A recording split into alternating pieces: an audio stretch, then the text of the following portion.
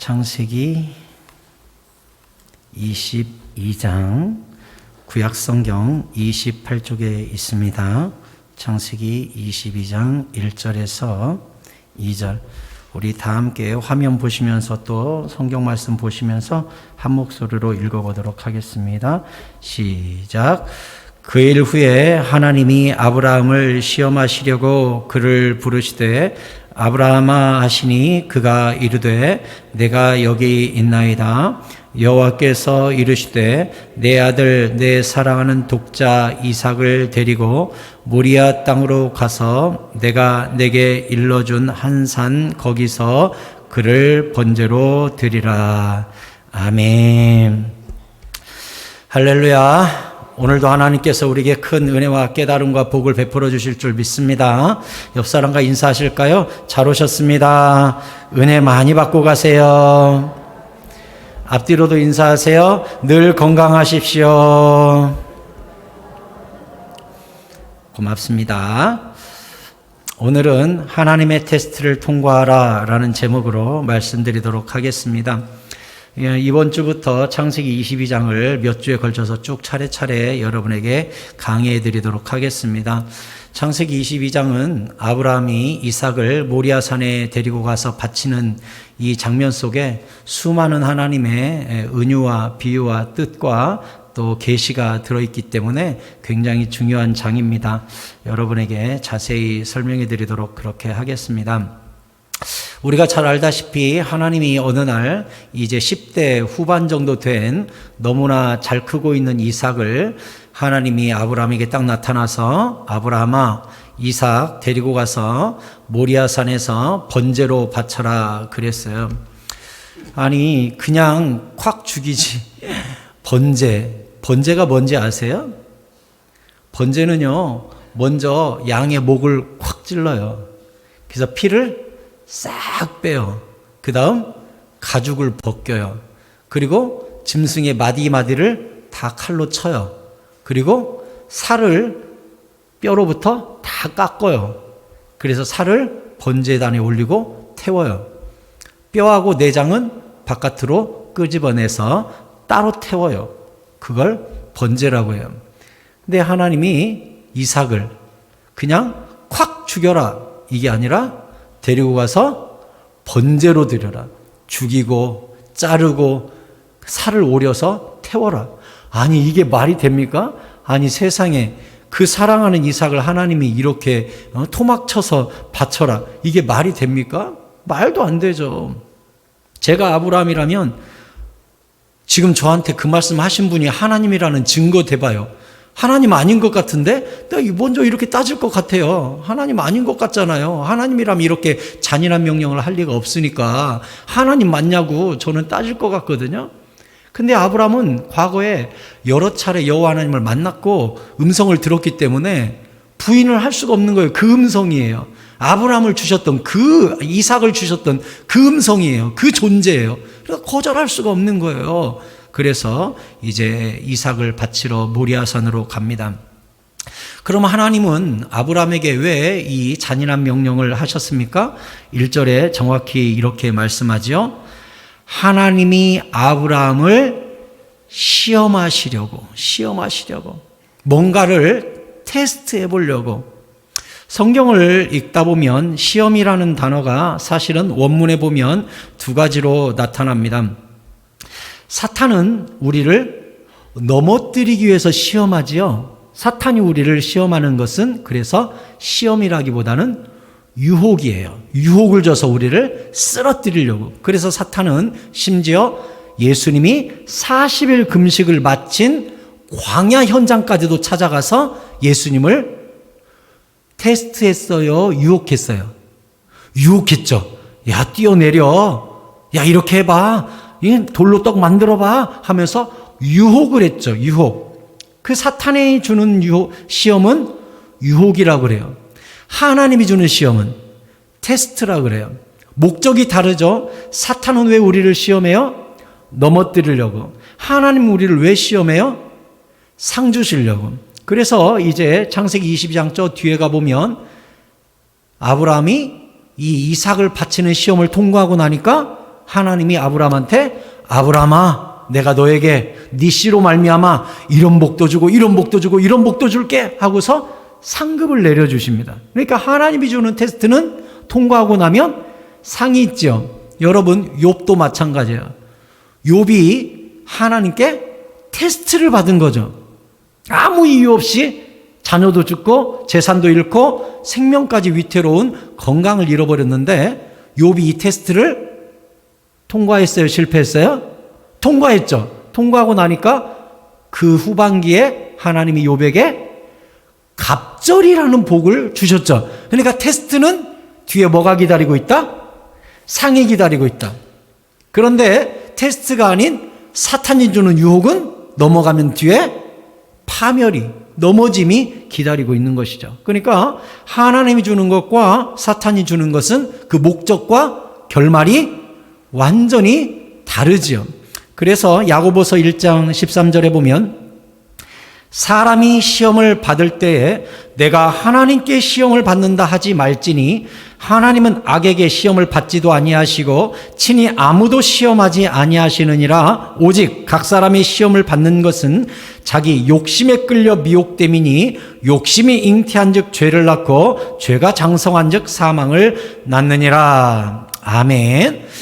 우리가 시험을 받을 때 왜 하나님 나한테 이렇게 시험하십니까가 아니라 내가 지은 죄로 말미암아 오는 시험들이 있다는 것이죠. 그래서 그 죄가 욕심으로 말미암아 시작되고 욕심이 잉태한즉 죄를 낳고 죄를 내버려 두니까 마침내 사망까지 이르는 것이죠. 그러니까 여기서 나오는 이 시험은 어떤 시험이에요? 죄가 가져온 유혹이에요. 유혹. 이것을 내버려 두면 결국 죽음에까지 이르는 거예요. 하나님이 주는 테스트는 죽이려고 오는 게 아니라 상 주려고, 통과하면 복 주시려고 오는 거예요. 고난도 마찬가지예요. 베드로전서 2장 19절에 보면 부당하게 고난을 받아도 하나님을 생각함으로 슬픔을 참으면 이는 아름다우나 죄가 있어 매를 맞고 참으면 무슨 칭찬이 있으리요. 그러나 선을 행함으로 고난을 받고 참으면 이는 하나님 앞에 아름다우니라. 아멘. 고난도 두 종류가 있죠. 한 종류는 어떤 고난이에요? 죄가 있어가지고 매를 맞는 거. 그러면서 내가 고난당하네. 이건 고난이 아니에요. 내가 심은 죄로 말미암아 열매를 거두는 거지. 그건 고난이 아니에요. 근데 진짜 고난은 뭐예요? 선을 행함으로 고난을 받고 참으면 하나님 앞에 아름다운 고난도 있다는 거예요. 그러니까 우리가 알 수 있죠. 시험도 두 종류, 고난도 두 종류. 시험은 사탄이 주는 유혹과 하나님이 주는 테스트. 고난은 나의 죄악이 만든 고난과 내가 하나님 잘 섬기다가 당하는 고난. 이렇게 두 종류씩 있다는 것을 알 수가 있어요. 사랑하는 성도 여러분, 부정적이고 죄로 말미암은 시험과 고난은 여러분 꼭 당하지 마시고 하나님의 테스트와 하나님을 잘 섬기는 고난과 시험은 지혜롭게 통과하셔서 하나님께 큰 복과 상급을 받으시기를 예수 그리스도의 이름으로 축복합니다. 자, 그러면 하나님은 이삭 잘 크고 있는데 왜 시험을 하시나요? 잘 크고 있잖아요. 근데 이삭을 왜 바치라고 하나요? 우리가 오늘 본문에 보면 힌트가 나와 있죠. 2절에 여호와께서 이르시되 내 아들 내 사랑하는 독자 이삭을 데리고 모리아 땅으로 가서 그를 번제로 드려라 그랬어요. 거기 아브라함이 이삭을 어떻게 생각하고 있는지 하나님이 적어놨죠. 아브라함 마음속에 이삭이 내 아들 내 사랑하는 독자 이삭 이렇게 생각하고 있다는 거예요. 그러니까 아브라함 마음속에 이삭이라는 존재가 점점 커지고 내 후계자 그 다음 족장 내 외아들 점점 커지니까 하나님이 어라 이삭이 점점 우상이 되어가네. 네 마음속에 이삭을 준 하나님이 큰지 아니면 하나님이 준 이삭이 큰지 누구를 더 사랑하는지 내가 봐야겠다. 이게 바로 하나님이 아브라함을 시험하시려고의 뜻입니다. 여러분, 하나님의 시험이 우리에게 언제 와요? 하나님보다 더 우선순위에 있는 것들이 내 마음속에 생겨날 때 하나님이 그때 시험을 하시는 거예요. 뺏어가 보시는 거예요. 네가 진짜 나를 사랑하나 보자. 여러분, 하나님의 질투심을 유발하지 마시기 바랍니다. 하나님은 질투하시는 분이에요. 우리의 마음속에 무엇이 가득한가를 늘 보시는 분이에요. 사무엘상 16장 7절에 뭐라 그랬습니까? 같이 읽을까요? 시작. 내가 보는 것은 사람과 같지 아니하니 사람은 외모를 보거니와 나 여호와는 중심을 보느니라 하시더라. 아멘. 하나님이 아브라함의 중심을 보는 거예요. 너가 지금 사랑하는 독자 이삭 요게 막 커지니까 네가 진짜 이삭을 준 하나님을 사랑하는지 하나님이 준 이삭을 사랑하는지 내가 너를 시험해 봐야겠다. 네 중심을 한번 꺼내 봐야겠다. 하나님은 늘 우리 중심을 보시니까. 여러분, 이 땅에 노아의 홍수 심판이 어떻게 왔습니까? 창세기 6장 5절에 보면 여호와께서 사람의 죄악이 세상에 가득함과 그의 마음으로 생각하는 모든 계획이 항상 악할 뿐임을 보시고 땅 위에 사람 지으셨음을 한탄하사 마음에 근심하시고 이르시되 내가 창조한 사람을 내가 지면에서 쓸어버리되 사람으로부터 가축과 기는 것과 공중의 새까지 그리하리니 이는 내가 그것들을 지었음을 한탄함이니라 하시니라. 아멘. 하나님이요, 사람을 창조해 놓고 이것들 창조해 놨더니 맨날 죄만 짓고 내가 후회가 되는구나, 정말 탄식이 나오는구나, 이렇게 말씀하셨어요. 그러면 하나님이 무엇을 보고 탄식하셨어요? 다시 5절 보여주세요. 사람의 죄악이 세상에 가득한데 어떻게 세상에 가득하게 됐어요? 그의 마음으로 생각하는 모든 계획이 악한 계획이 있으니까 악한 계획에서 악이 나오고 악이 세상에 가득하게 되었다는 거예요. 그래서요, 이 마음 관리가 얼마나 중요하고 하나님이 그 사람을 심판하실 때 생각과 마음과 말을 하나님이 보시는 거예요. 이 안에 가득한 게 무엇인가를 보는 거예요. 그래서 지금 아브라함이 시험을 받고 있는 이유도 뭐예요? 이 안에 사랑하는 독자 이삭, 이게 여기 가득하니까 내가 너를 테스트해 보겠어.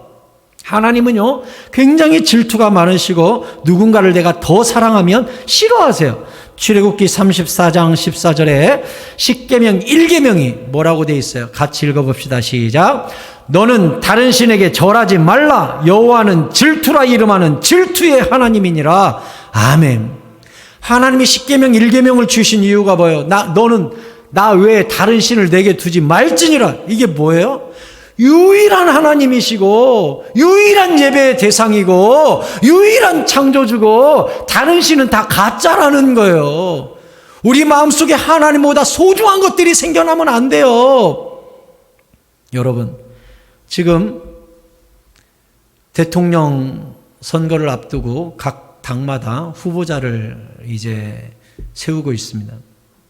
이제 두고 보십시오. 후보자 중에 예수 믿는 사람 있습니다. 교회 와서 예배 얌전히 또 드리고 가는 사람들, 서울에 있는 대형 교회에 왔다 갑니다. 저도 서울에 있을 때 큰 교회 부목사로 있었고 부산에 있을 때도 큰 교회 부목사로 있었죠. 부산 같은 경우는 성도가 3만 명, 5만 명 막 이렇게 되니 얼마나 교회가 커요? 국회의원 선거철 되면 어떻게 될까요? 후보자들이 다 예배하러 옵니다. 맨 앞에 앉아가지고 얼마나 간절히 예배를 하는 모습을 보이는지 모릅니다. 다른 교회 사람들도 그 교회는 무조건 와서 인사를 하고 갑니다. 제가 이야기하는 내용은 무엇이냐? 이런 후보자 중에 꼭 결정적인 순간에 법당 찾아가고 거기서 불상 앞에 이렇게 절하고 또 천주교 성당 찾아가서 마리아상 앞에 이렇게 하고 속으로는 뭐라고 생각해요? 내가 어차피 대통령이 되면 모든 종교를 포용해야 되는, 우리나라는 종교 자유가 있는 그런 나라니까 내가 이렇게 해도 돼 라고 생각할 거예요. 하나님도 과연 그렇게 생각하실까요? 그가 불상 앞에 고개를 숙이고 마리아 앞에 고개를 숙이는 것은 사실은 표와 권력 앞에 고개를 숙인 겁니다. 그러면 그 사람은 하나님이 예배의 대상이 아니라 표와 권력과 선거와 자기의 명예가 자기의 예배 대상인 거예요. 그 사람은 면밀히 말하면 우상 숭배자입니다. 저는 그런 사람 절대 찍고 싶지 않아요.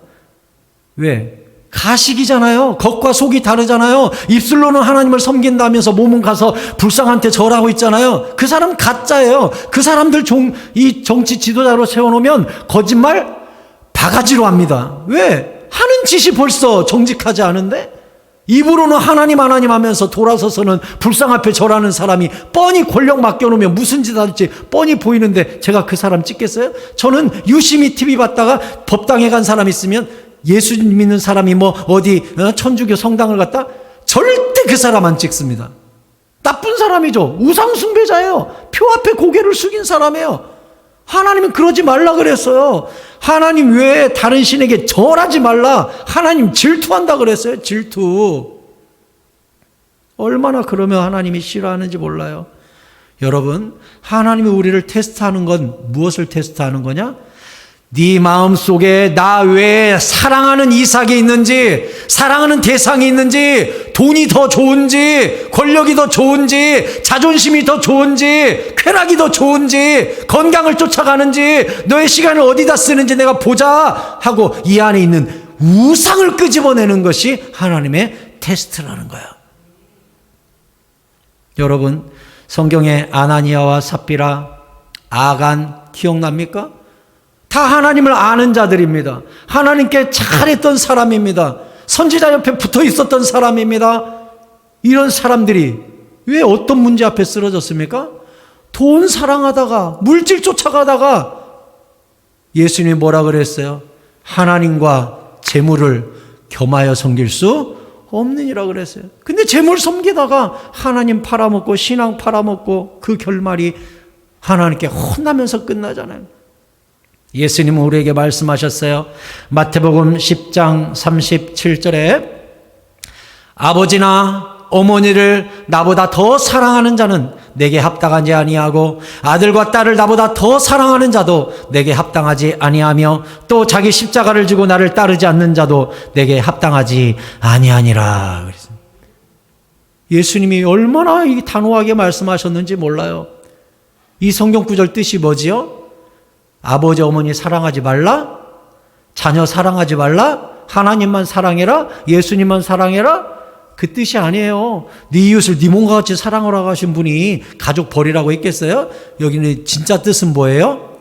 아버지와 어머니를 나보다 더 사랑하면 우상이 되고 아들과 딸을 나보다 더 사랑하면 우상이 되는 거예요. 지금 아브라함 마음속에 여기 나오는 대로 하자면 아들 이삭을 더 사랑하는가 아니면 하나님을 더 사랑하는가 이삭이 우상이 되어 있는가 이것을 테스트하고 달아보시기 위해서 그렇게 하는 거예요.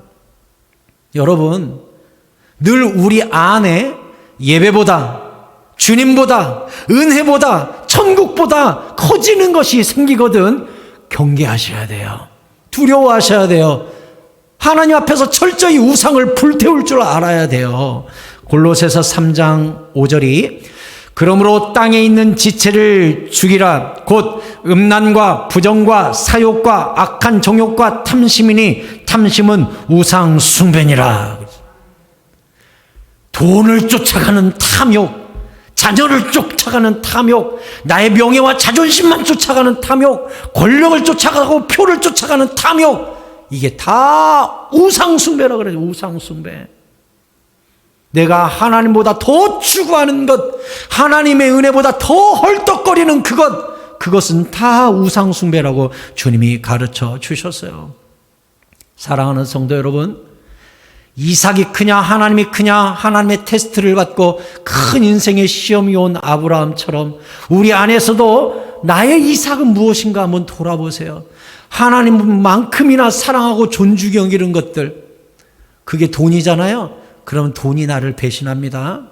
그게 가족이잖아요. 가족이 나를 배신합니다. 그게 나의 건강이잖아요. 건강이 나를 배신합니다. 하나님은 그것들이 등지게 만들어요. 하나님보다 더 사랑하는 것들은 불어버려요. 하나님이.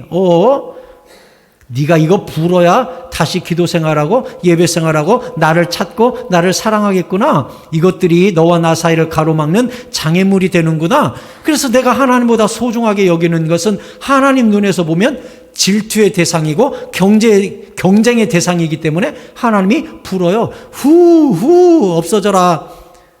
그 아이와 나는 둘만 사랑해야 돼. 그 사이에 돈이 꼈네? 돈 불어버려요. 권력이 꼈네? 권력 불어버려요. 건강이나 막 이런 쾌락이 끼었네? 하나님 풀어버려요. 왜? 그래야 순수한 사랑이 이루어지니까.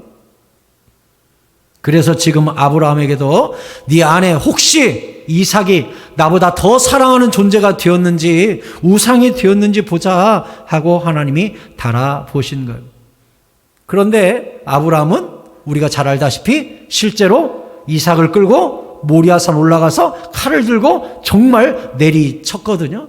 그때 천사가 가로막지 않았으면 이삭 죽었을 거예요. 그만큼 결단력 있게 실제로 하나님께 번제로 드리려고 했습니다. 아브라함이 그렇게 할 수 있었던 이유가 뭘까요? 오늘 설교의 핵심이요. 가장 중요한 말씀 드릴 테니까 저를 주목하십시오. 아브라함이 이삭을 기꺼이 하나님께 드리려고 했던 이유가 무엇인가? 아브라함에게는 이런 마음이 있는 거예요. 원래 나와 사라는 애를 알 수 없는 불임이었고, 그런데 하나님이 기적적으로 이삭을 주셨으니 이삭은 내가 만들어낸 자식이 아니라 하나님이 주신 자식이다. 그러니까 이삭은 원래부터 내 것이 아니라 원래부터 하나님 거다. 그러니까 아브라함 머릿속에는 하나님이 이삭 바쳐. 그러니까 아브라함 머릿속에는 무슨 생각이 있어요? 하나님, 이삭은 원래 하나님 거였고 하나님이 돌려달라 그러면 돌려드려야죠. 이렇게 생각한 거예요. 그러니까 아브라함은 원래부터 이삭이 내 거라고 생각하지 않아요. 하나님이 잠시 맡겼고 언약의 자손일 뿐 원래 내 것이 아니에요. 그냥 사라의 몸을 이용해서 나온 것뿐이지, 아브라함의 씨를 통해 나온 것뿐이지 하나님이 주신 선물이라는 걸 알아요. 그러니 하나님이 아브라함 것을 뺏어가는 게 아니라 원래 아브라함에게 맡겨놨던 것을 찾아가는 거예요. 뺏어가는 거냐 찾아가는 거냐, 이 관점이 너무너무 중요해요.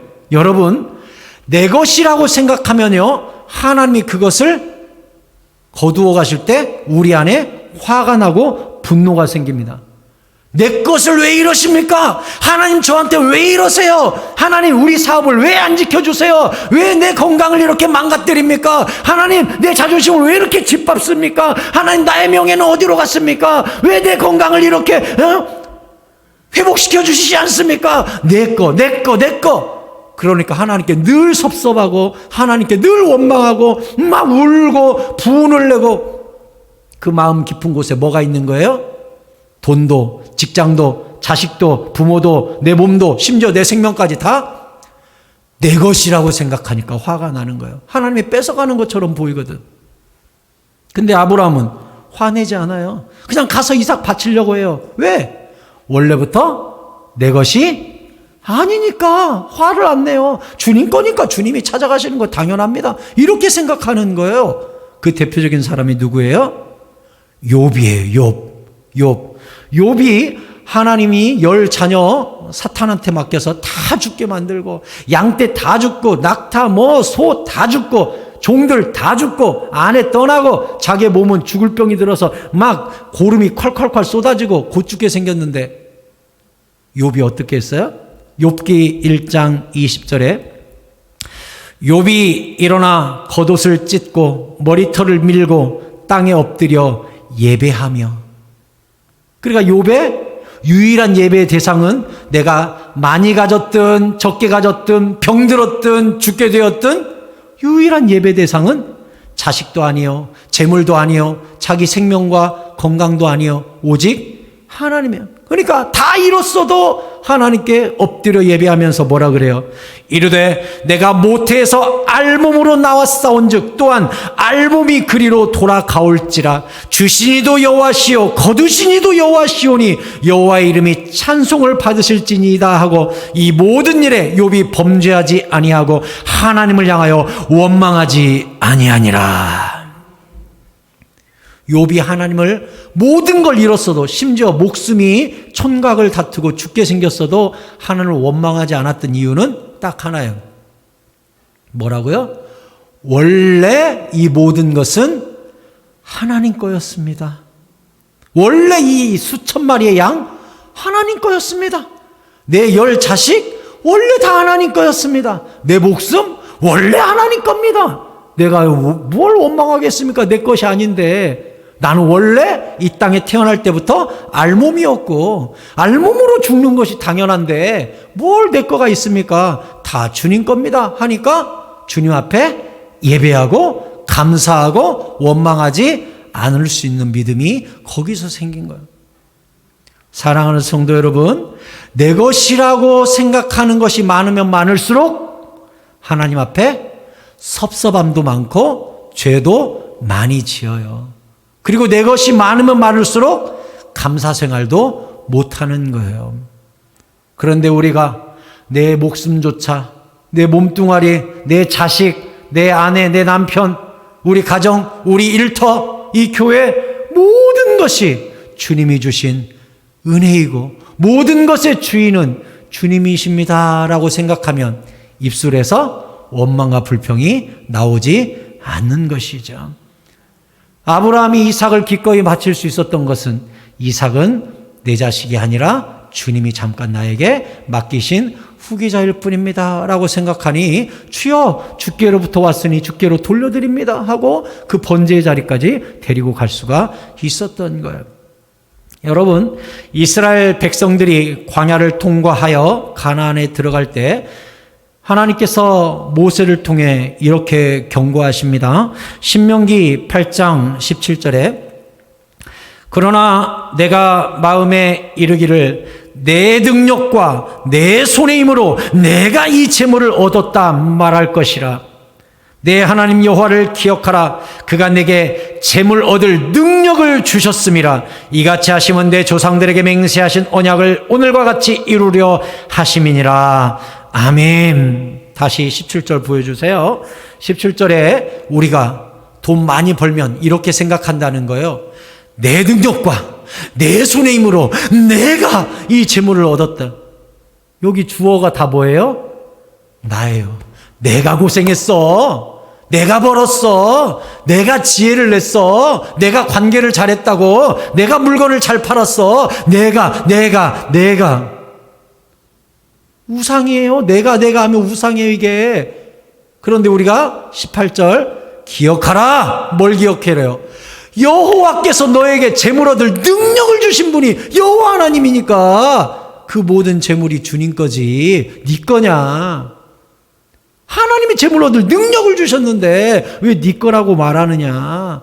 내 거라고 생각하는 순간 죄짓고 하나님으로부터 떠나게 되니까 재물 얻을 능력을 주신, 건강을 주신, 지혜를 주신, 만남을 주신 하나님을 늘 기억하고 주여 감사합니다 하고 내가 벌어들인 재물을 가지고 원주인 되시는 여호와의 영광을 위하여 쓰는 결단과 지혜가 우리 가운데 있어야 된다는 말씀입니다. 아멘입니까?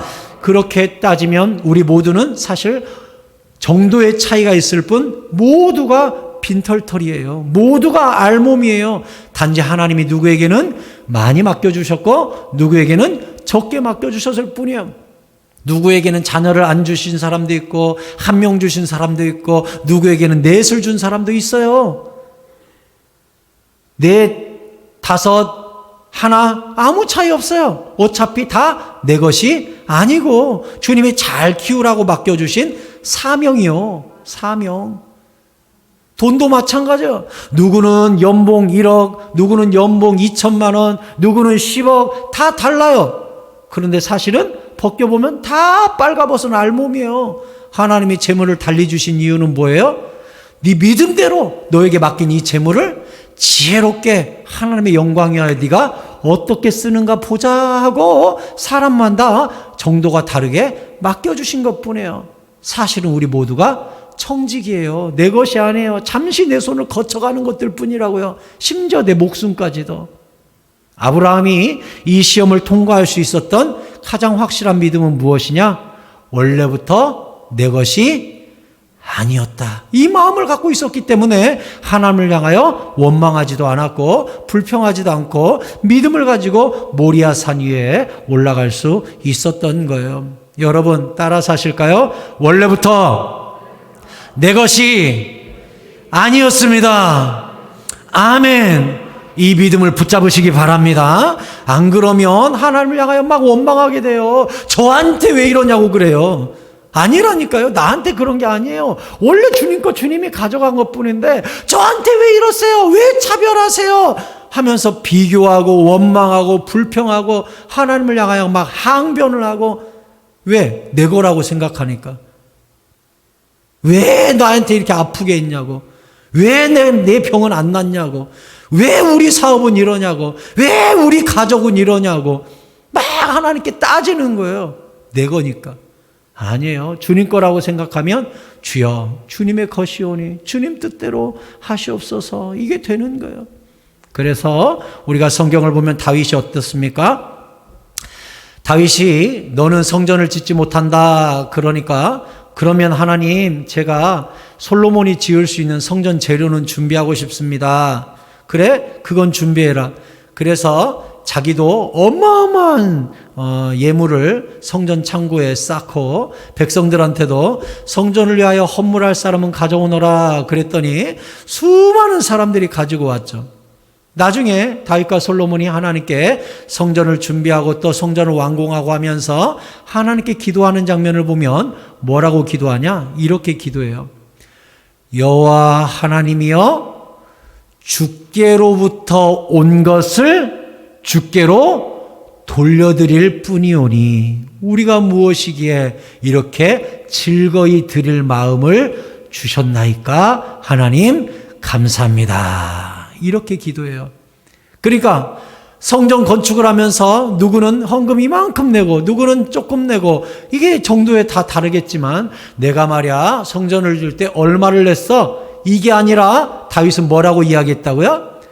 주님이 주신 것, 주님께도 돌려드린 것. 나는 스쳐 지나가는 그냥 통로일 뿐 원래부터 주님 거였습니다 라고 얘기했다는 거예요.